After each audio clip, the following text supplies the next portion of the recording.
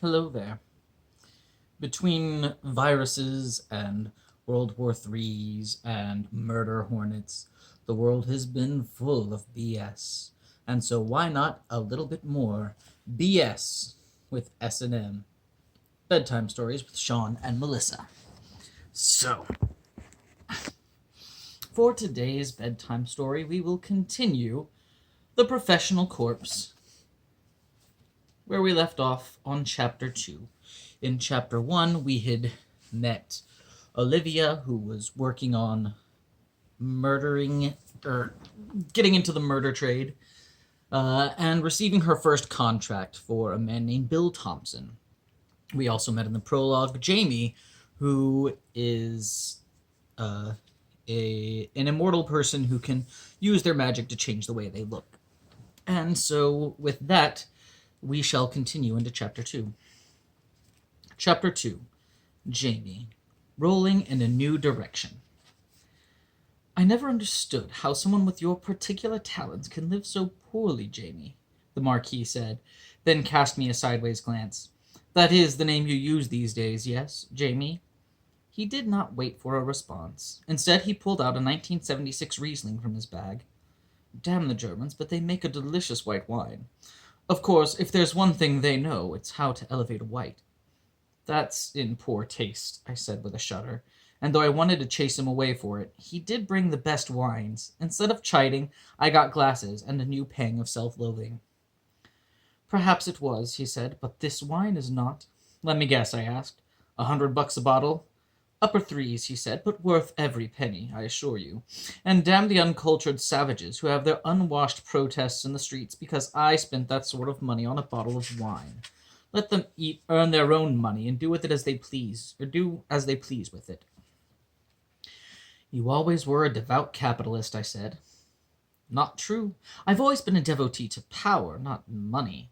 It just so happens one often follows the other, like some infatuated schoolgirl. When we met in France those centuries ago, I thought my title and power came from God, and so I was a devout Catholic. Then you and your upstart revolutionary friends showed me that divine right was a fallacy. Oh, how you showed me the error of my beliefs, and I amended my ways.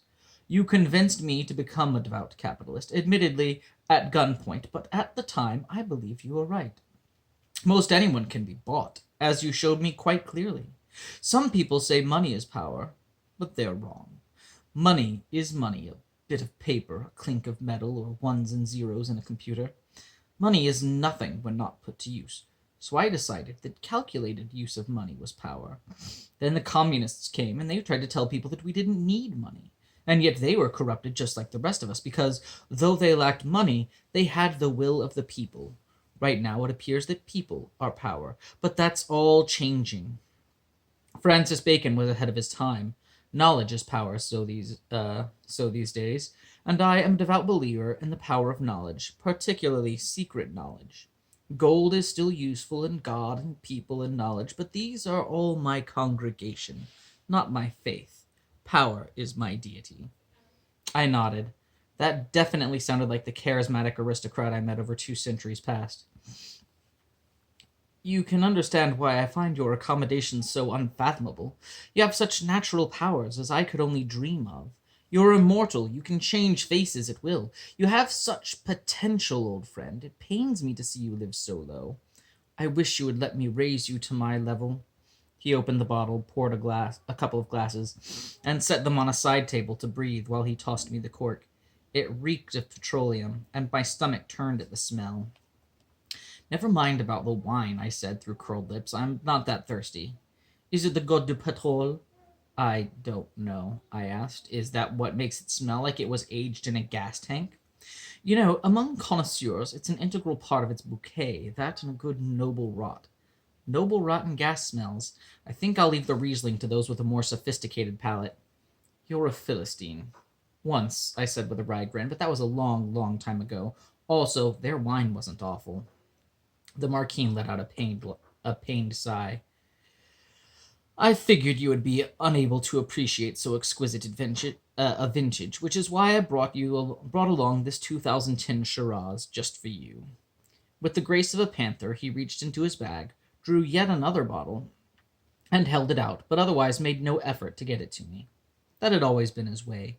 He would sit there, all airs and smiles, in some ensemble that just oozed class. Even now, he wore a white dinner jacket and bow tie so nice that it may have been stolen straight from Humphrey Bogart on the set of Casablanca. I can't speak for the Marquis's whereabouts in the early 1940s, but I wouldn't be surprised to learn that was where he'd gotten the garment. He kept his arms wide across the armrest of my second-hand easy chair, and he crossed his legs like the sort of dandy you wouldn't dare tease. Sleek, dark hair, flecked with the first touches of silver, came to a point that had just a touch of chilling menace to his powerful face. His expression as still as the Sargasso Sea. He offered the wine, and, powerful as a king, he made me get it myself. He was the most sublime predator I had ever seen. I would be lying if I said I wasn't tempted to rip his clothes off and forget the wine. Not that I'm his type, not these days, and not in this body. Still, he would probably oblige, just so he could lord it over me later. The bastard. My magnificent monster. I scowled, rose from my ratty couch, and snatched the Shiraz from his outstretched hand before I lost my resolve to hate him. Give me that accursed wine. Without taking my eyes off of him, I pried out the cork and began to drink straight from the bottle. It was a decent brand, one of those $18 affairs. I could only justify on, or one of those $18 affairs I could only justify on particularly special occasions. I'm certain he meant it to be an insult, but I wouldn't dignify it by taking any offense. Besides, I didn't have time to be upset. I was too busy drinking middle shelf wine that I could rarely afford on my own. After putting away half the bottle, I decided to let the wine breathe so that I could do the same. The Shiraz burned more than I expected, but that probably had a lot to do with the speed with which I put it away. All the while, he kept that smug, self-satisfied look on his face. "I thought you weren't thirsty," he said. "I thought you had something important to talk about. Instead, it's been gas wine and condescension." The Marquis put down his glass and pressed his fingertips against each other. "Do you enjoy living like this?" He gave my cramped Baltimore apartment a sweeping, dismissive gesture. Apparently, my Salvation Army furnishings, including a hide-a-bed that almost didn't smell like cat anymore, and a 20-inch TV whose picture only had a slight purple tint, didn't meet his lofty standards. At least my 1965 Jose Orib 10-string classical guitar wasn't bottom shelf. "What, you mean chez merde? Oh, why would I ever want to give all this up?" "I have a proposition for you. It won't take much of your time, I assure you. It has the potential to be quite lucrative. And I assure you, it has the potential to be quite lucrative for you." "Is this an indecent proposal?" I asked, only half joking. "Are you going to pay me $1 million for one night? Because if you are, I demand $1 million in dinner." He smiled, the warmest smile he'd given me all decade. "Not while you still have a penis." "I'm beginning to think you liked me more back in France." "Of course I did," he said. "You were a woman then." "Well, we'll always have Paris," I said, raising my bottle. I took another swig of my Shiraz and savored the burn. "So, what did you have in mind?" "Were you aware that the world is full of terrible people?" he asked, so casually patronizing that I almost didn't catch it. I stared at him hard, daring him to ask what I was thinking. "And were you aware that the world is full of wealthy people?" he asked again, the sarcasm more pointed. "And were you aware," I said, "that if we were to make a Venn diagram of those two groups, there would be a large overlapping area with you squarely in the middle?" "I am. And today my mercenary nature works to your advantage." His pride radiated from him like a spotlight that somehow managed to shine back on itself. "I have a wealthy friend who thinks one of those terrible people out and about in the world may have an eye toward killing him." "I've done bodyguard work before," I said. "It doesn't pan out as well for me as you might think. I get killed, so nobody pays me because who pays the dead guy? And then because people know I'm dead, I have to create a whole new identity, which, by the way, is getting harder and harder every year." "I can imagine," he said, and took a sip of his petrol wine. Somehow he managed to enjoy it. "No, what I'm thinking pays extra if you die." "I'm listening." I leaned in closer, careful to support myself on my armrests. The wine had begun to hit me, and I had become a little wobbly and warm. I undid a couple of buttons to keep from burning up. "Do you know why medicine is so profitable?" he asked. "Because it's a captive market and people will pay anything to live a little longer?" "Precisely," he said, apparently quite pleased that I understood at least a little about profiting off the misery of others. Enter my friend, stage left. Someone wants him dead. He does not wish to die. He has vast stores of money he would gladly pay to someone who could save his life. I'm not a superhero, I said, and leaned back into my chair for fear of falling over. The Shiraz was kicking my ass. $18 well spent. Hence the paycheck. No one is asking you to be altruistic. I mean, I can't save anybody. Shooting guns, chasing off bad guys, that's not something I do. No one said anything about chasing off the bad guy, he said, and sipped his Riesling. You really are missing out. But no, you will die for him. We've been through this. New identities are hard. It's not enough to just move and make up a new name anymore. I'm afraid I misspoke. You will not die for him, as you are imagining it. You will die as him. You will die in his place. You do your magic that lets you turn into him. You masquerade as him until someone kills you, and you rise from the dead to collect your paycheck. He lives, you live, and the killer halts the hunt. It wasn't a bad idea. For thousands of years, I haven't been able to stay dead. Stab me, shoot me, cut off my head, burn me to cinders, and scatter the ashes, and I'll still come back. I don't know why, and I've given up trying to figure it out. Some people have told me it's God working in mysterious ways, but it's hard to believe in heaven when this is my afterlife. For the most part, it's more trouble than it's worth. Usually, by the time I come back, the coroner has already passed on word to Uncle Sam that I've shuffled off this mortal coil, and then it's cancel credit cards and goodbye apartment lease. It would be nice to have it work for me instead of against me. Long ago, I learned a spell, the only spell I ever learned, which allows me to turn into someone else. All I need is a fresh blood sample. Once upon a time, it was quite useful. Someone panicked because I've risen from the dead. I could just turn into someone else and start again far away. These days, though, that just led to different questions like, why do I have someone else's fingerprints and DNA? And how did I change? And how did I come back to life after you shot me for impersonating someone? And I had no fondness for the way people got their answers. The Marquis must have sensed me mulling over his proposition because he pressed his pitch. Picture this. $10,000 per week. Just to pretend to be someone. To give them some peace of mind that no one is going to kill them. If it so happens that you do die, it's an additional $5,000 fee, plus $1,000 per day that it takes you to revive. Can I charge extra for torture? I asked, warming to the idea. It's your business. I know a great many rich men, and they make a great many enemies. Think of all the clients I could pass your way. What do you get out of it? Are you like my agent, skimming 10% off the top? I crossed my arms and stopped when the extra body heat on my chest made me sweat. What was in this wine? Not at all, the Marquis said, and to his credit he seemed genuinely offended. Why would I want to squabble for your pennies? No, my motives are entirely selfish, but not financial. The truth, Jaime, or whatever it is you choose to call yourself these days, is that you're an embarrassment. You live in this shabby place, you wear those cheap clothes. I took a moment to consider what I wore. Jeans I bought new, a t-shirt with an inauthentic tribal design on it, and a bowling shirt I picked up from a thrift store for 50 cents. They were clean with no holes, no stains. These were, without a doubt, some of the nicest clothes I owned.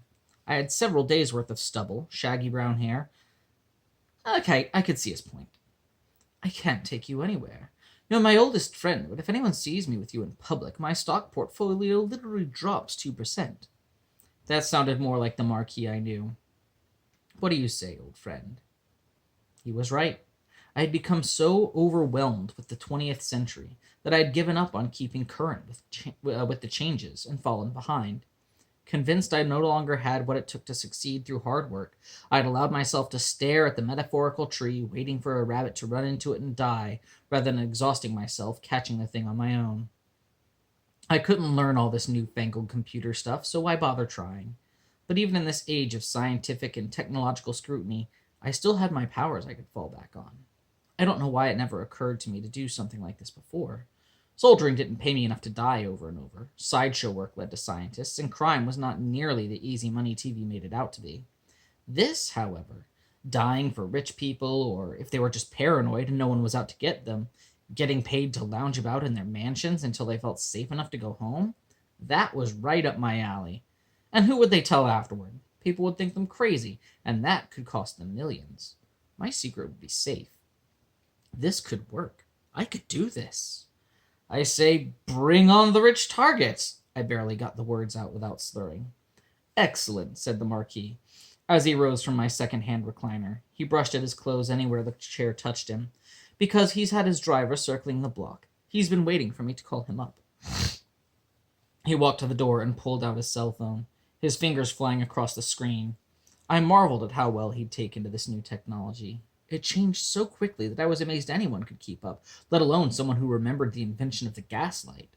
I struggled with it daily. Moments later, there was a knock on my door. I moved to open it when the Marquis stopped me and reached into his pocket. You'll need these, he said, and thrust a stack of business cards and a simple no-frills cell phone into my hand. It's a disposable phone. Like on the wire? I asked. He nodded.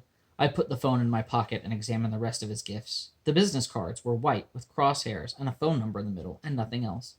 It makes me look like a hitman, I said. It looks like this. Don't be foolish. The phone number is in the target. You are the target, Jaime. It's painfully obvious. If you say so. It's a first draft, replied the Marquis, and hurriedly opened the door. An older fellow stood before me in a simple suit, or the sort I might be able to afford if I could afford a suit. His face exuded a warmth and friendliness that I struggled to imagine the Marquis ever could. His head appeared as though it couldn't decide if it wanted to go gray or quit the hair business altogether and go bald. His belly was a touch round, but in a folksy homespun sort of way, like a doddering grandfather that people actually liked visiting.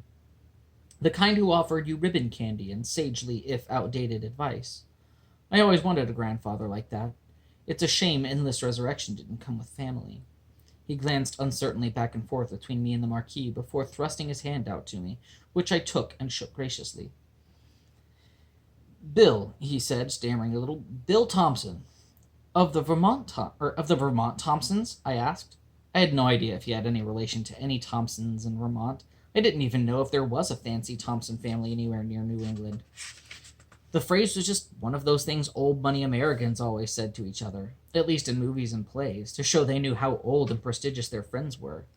In hindsight, it was probably a stupid thing to say, but it certainly wasn't the most foolish thing a bottle of wine had ever convinced me to mutter. Nope, of the nobody ever heard of us Omaha Thompsons, he said with a grin, and a little more vigor in the shake. I couldn't help but grin myself. I liked the guy. Some part of me grew all warm and fuzzy, knowing I got to make sure someone didn't kill him. I moved to welcome him into my apartment, but stumbled a bit. Whatever brand that Shiraz was, I would have had to make a note to pick some up later. A little went a long way, and a lot, well, I wouldn't put away half a bottle in 5 minutes again. I led him, with the Marquis's help, to the couch of my studio apartment and offered him a seat. Sorry, smells funny, I said, struggling to put two thoughts together. It's a safe house, the Marquis said.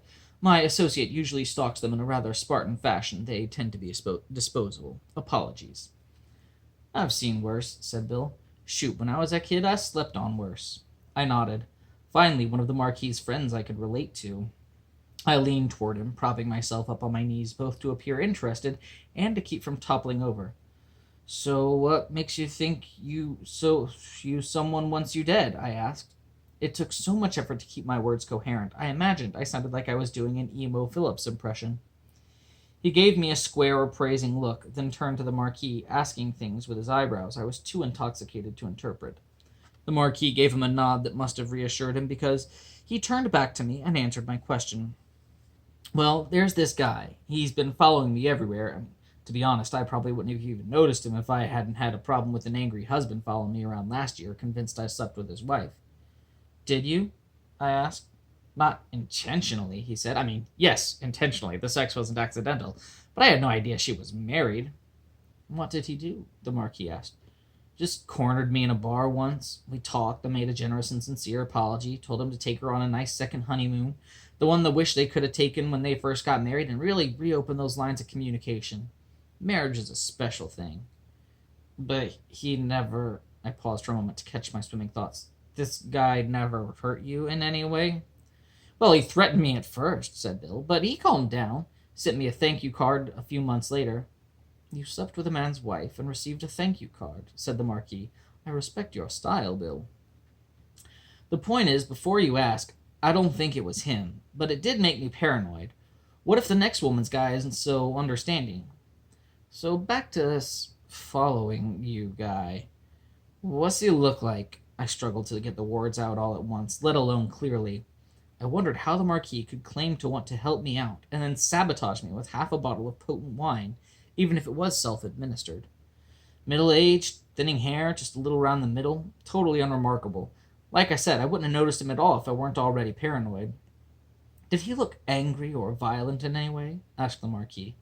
Nah, just keenly interested in me, but I doubt he was a private eye. Never really saw him take any pictures. And you think he want to kill you 'cause why? I asked. Just a hunch I can't seem to shake. I even drove the whole way here, paid cash for everything just in case. People on TV are always being found from credit card receipts. Without thinking, I pulled off my shirt. I'm sure it made a poor impression, but it suddenly had become unreasonably hot. Anyone else burning up in here? I asked. Bill shook his head and the Marquis just smiled. What's in this wine? I said, trying to get my thoughts together. Poison, said the Marquis. Why'd you... But the rest of the words refused to come out. Halfway up, they got caught in my throat, along with my breath. My esophagus seized like I'd been attacked by an anaconda. Bill began to scream. I don't know for how long, though, because I died seconds later. I remember... Goodness. I remember darkness and the searing pain of flames consuming my body. The same agony I feel every time I die. Bill stood over me, panicking, shouting about how he was a good guy, and how dare the Marquis involve him in a murder, and what was he going to do, and what was this, some sort of blackmail scheme? Have faith, the Marquis said. See, he comes round even as we speak. Bill looked on in astonishment, pinching at me, checking my reflexes, and babbling some incoherent disbelief. I groaned and rubbed my body, trying to chase away the last of the burning from my face and limbs. What the hell, Mark? The Marquis shot me a stern glance. Mark, I said with a helpless shrug. What did you do that for? Your name is Mark? Asked Bill, suddenly more uneasy than before. I thought you said it was Ambrose. It is, said the Marquis, though through only slightly gritted teeth. Ambrose Marcus Wentworth IV. And I was proving a point. Mr. Thompson is paying a substantial sum of money for someone who can die for him. I needed to assure him that your qualifications are everything I claim. It's got to be some kind of trick, Bill stammered. This is a scam, isn't it? You find some way to fake your death or something? Tennis ball under your arm, maybe? I don't know. I hear it can make it hard to find a pulse, and maybe you hold your breath a real long time. This sort of thing just isn't... He paused and took a step back. Cautiously, he stepped to me, cupped my face, caressed my cheek, and ran his fingers through my hair, examining me. Then he took 3 steps back. What happened to his hair? He asked, his voice a little more than a wisp of wind. What do you mean? I asked. Your hair, it was longer, and your stubble's gone. I didn't shave you. Ambrose, did you shave him? I didn't see you. You couldn't have, but you must have, but you couldn't have. I could practically hear the gears in his head losing teeth trying to process it all. I value my secrets, particularly the details of my death and resurrection. But he seemed a decent enough fellow, and I didn't want to give the poor guy a heart attack. When I die, I'm able to come back alive because my body reverts back to an earlier, healthier version of me. Earlier me kept himself better groomed. Rather like when your computer gets a nasty virus, and so you reinstall from a backup you made of your hard drive, the Marquis said. What if you have no backup? The old man asked. Unpleasantness, I said. Total system restore, the Marquis added. Factory reset. I nodded in agreement. Not that I entirely understood what he said. I just knew if he could explain it in a couple of words, it was probably an oversimplification. I wasn't worried, though. It would do for now. He didn't need to know that I reverted back to whatever form I was in whenever I first took on that body. This guy I got the blood sample from, the guy I look like now, I think his name was Darren. He was clean-cut, wore tailored suits. I thought, if I looked like that guy, surely I could pull myself together, maybe catch a break. But I didn't have his suits, just his strong jawline, which was impressive, but not everything. I had his piercing blue eyes, but not the conviction that burned behind them. I had his perfect hair, but not the proficiency with a comb needed to keep it that way. So I worked my magic and became him, and nothing changed. As Confucius said, wherever you go, there you are. Bill took a moment to process my answer. So are you going to be some kind of bodyguard or something? Not exactly, the Marquis said. A good hitman can get to you in ways a bodyguard will never see coming. Hitman? I said. I thought hold on, sorry, let me take that back. Hitman? I said I thought someone might be out to kill me, and suddenly there's a professional involved? Yes, said the Marquis. I imagine hired by a business rival, or perhaps even a jealous colleague. And now my employees are out to kill me too. You jumped to a lot of conclusions, Ambrose. Did the man following you look angry in any way? Bill shook his head. A man you do not recognize follows you, but shows no trace of emotion. We assume then that he isn't driven to kill you. That he isn't driven to kill you by anything personal, be it matters of the heart or his own burning ambitions. Clearly, he's no jealous husband or bitter business rival. Therefore, he was probably hired.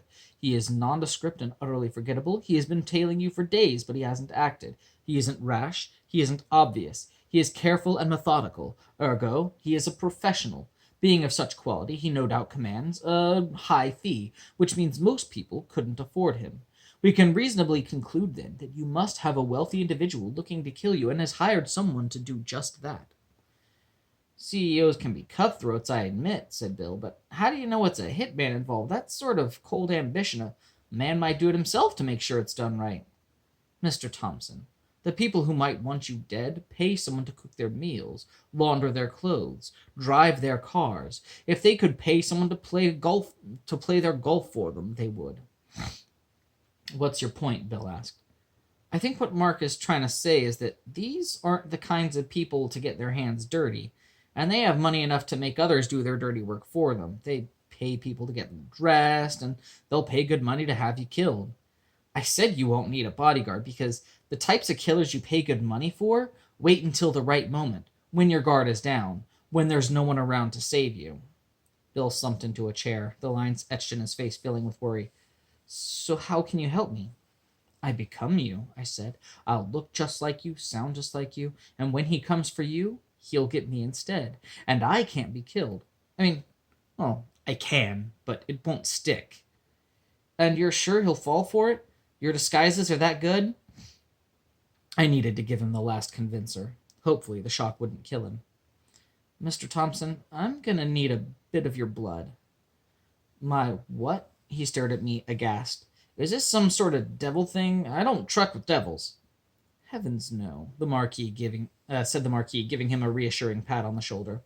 It's for genetic testing, so we can find details on your physical stature, genetically instilled characters, traits, medical... It's magic, I said, cutting him off. It's magic, it's effective, and to my knowledge, I've never seen a devil or demon or any other evil spirit pop up when I've done it. And I've been doing it for a very long time. Bill seemed uncertain, but as jittery as he was, all the Marquis needed to do was go fetch a cereal bowl and a sharp knife from the kitchen. He offered them to Bill much the way he offered me the wine, the presentation of the tools without actually moving to give it. Bill succumbed to his ways much as I had, and I no longer resented myself so much for giving in to his charms earlier with the Shiraz. Put the knife away, I said, and took the blade and bowl from the old man before he did anything foolish like cut himself.